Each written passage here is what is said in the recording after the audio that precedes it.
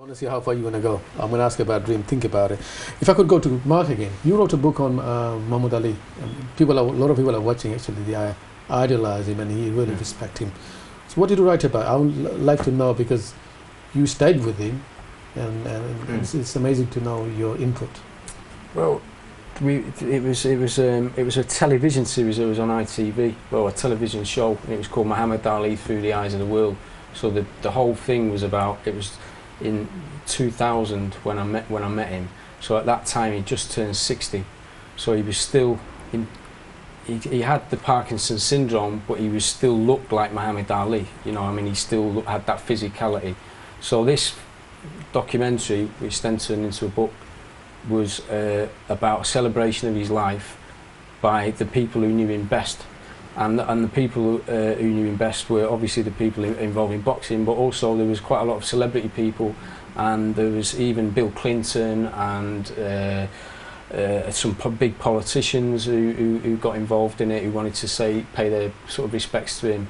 So that was the sort of basis of what it was all about, and I was sort of there as a consultant, because at the time I sort of was a bit of an expert on the history, and because as much as anything, I've always been a fan of boxing.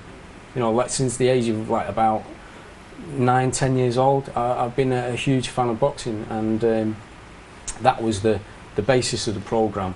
And then so I met him in Louisville, Kentucky in February 2000, and it was an amazing experience. You know, because even then, even though he wasn't very well, he still, like I say, he still had that physicality and he had that playfulness. He did a magic trick for us.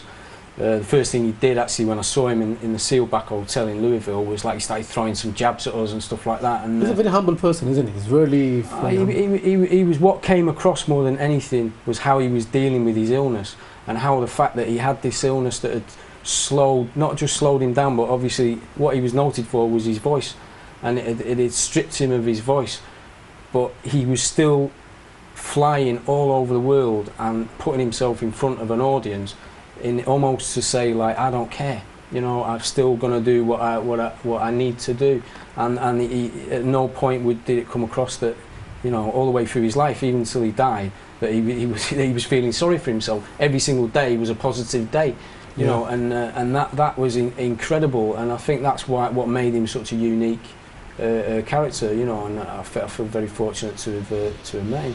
No, he's amazing. I think whatever he stand for, he actually stood there. You know, he doesn't care what's going to happen to him. He believed something, and he was there to show the world. Look, he was a man of principle, ultimately. You know, and we sort of live in a world now, and all the lads have been talking about it, about the things that make a good boxer. His trainer, Angelo Dundee, who we met, and I said, what do you look for when you see a boxer in the gym? And he just said, I look for their character.